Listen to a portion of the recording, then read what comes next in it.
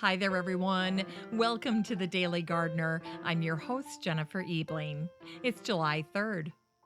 Sometimes the plant gods smile on you with a clearance sale featuring something truly spectacular, like Japanese forest grass.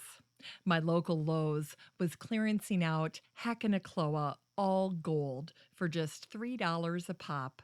And it was just what the plant doctor ordered to dress up our cabin up north. My garden idol, Margaret Roach, once tweeted, "Another plant I cannot garden without, Hakonechloa All Gold." And she's right. Here's today's brevities. It was on this day in 1796 that Gilbert Laing Meason was born. Mason invented the term landscape architecture in his 1828 book. Although not many copies were printed, somehow the prolific garden author John Claudius Loudon secured a copy. He then shared the term with the American horticulturalist Andrew Jackson Downing, who in turn shared it with Frederick Law Olmsted. Olmsted was the first professional to describe himself as a landscape architect, and he's regarded as the founder of landscape architecture. Mason was very balanced in his perspective on architecture. He valued both function and beauty. In terms of his own property, he was a romantic, and his personal estate was known as Lindertis House.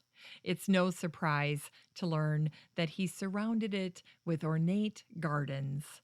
Over time, the cost of maintaining the estate brought Lindertis to total financial ruin. Today, barely a trace of the mansion exists. When Mason died, he had no idea that his notion of landscape architecture would be his legacy. And today, in 1806, Michael Keynes, a market gardener, exhibited the first large-scale cultivated strawberry, combining flavor and appearance at the Royal Horticultural Society. It's hard to imagine, but large garden strawberries didn't exist prior to the 1800s. In his wonderfully illustrated book, The Complete Strawberry, Stafford Whiteaker revealed the modern strawberry's development, sharing how the plants were first harvested from the base of the Andes, and they were brought to France by a French spy named Amédée François. Frazier cared for 5 strawberry plants during the 6-month journey home by sharing his own precious supply of water. In a strange coincidence, Frazier's surname is derived from fraise, the French word for strawberry. In 1859, a newspaper offered advice about growing Keynes strawberries. It said, "For edgings, there is nothing more profitable than parsley or a line of Keynes seedling strawberry." And today, in 1939, the Asbury Park Press reported that Lambertus Bobbink, one of the country's best-known florists, was honored at the New York Botanical Gardens. The author Pearl Buck was there to dedicate a rose garden and unveil a plaque to Bobbink. Bobbink immigrated to the United States from Holland in 1896. He purchased land in Rutherford, and in 1898, he partnered with Frederick Atkins and formed Bobbink and Atkins, one of the world's largest horticultural businesses. They both made their homes on Herrick Street, just around the corner from their business on Patterson Avenue. In 1911, they grew the first hybrid tea roses in the United States. And in 1935, Bobbink introduced the Azalea Rutherfordiana, which memorialized his hometown. In unearthed words, today is the birthday of the English poet William Henry Davies. Davies loved the natural world, especially birds and butterflies. George Bernard Shaw was a fan of his work, and he wrote the preface to Davies' autobiography. Here are a few of his poems.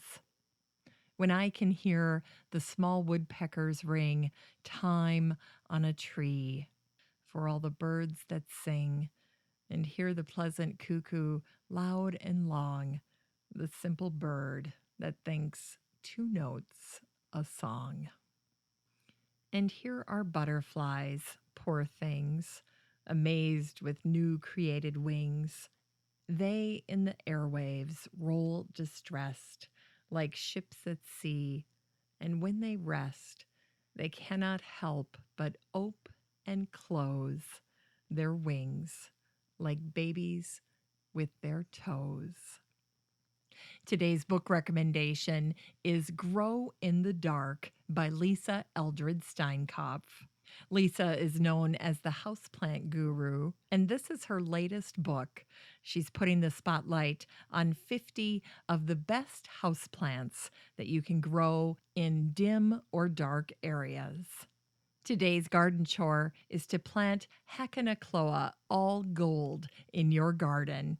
All Gold is grass perfection, graceful, tactile, and easy. And as its name suggests, it's bright, golden, and beautiful. Plant it next to anything red or purple, and you'll have something truly amazing in your garden. The best part about Hakonechloa is that it prefers part shade, and why not? It brings plenty of sunshine all on its own. Finally, here's something sweet to revive the little botanic spark in your heart. It was on this day in 1993 that the newspapers reported on the first recipient of the Richard Evans Schultes Award. The honor went to a preeminent botanist and plant explorer, Calvin R. Sperling. Schultes was a Harvard professor and widely recognized as the father of ethnobotany. As Schultes once said, ethnobotany simply means someone who's investigating plants used by primitive societies in various parts of the world. Schultes praised Sperling as one of the foremost ethnobotanists of his day. An article in the Star Tribune said Sperling traipsed over mountain slopes in the Soviet Union in search of wild apricot trees. He'd expected to find about 20 varieties. Instead, he brought back nearly 50. He said, "I found some incredible ones with traits we've never known before, like tolerance for frosts and freezing that may allow apricots to be grown in harsh winter climates." Thanks for listening to The Daily Gardener, and remember, for a happy, healthy life, garden every day. The Daily Gardener is produced weekdays in lovely Maple Grove, Minnesota.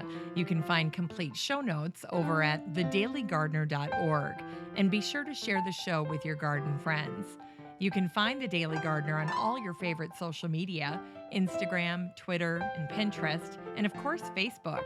While you're over at Facebook, don't forget to join the Daily Gardener community. Just search for these 3 words, Daily Gardener Community. The group will pop right up, and then request to join. Finally, I want to thank my team at Podfly Productions, where my fabulous editor is Eric Begay. Have a great holiday weekend, and we'll see you on Monday.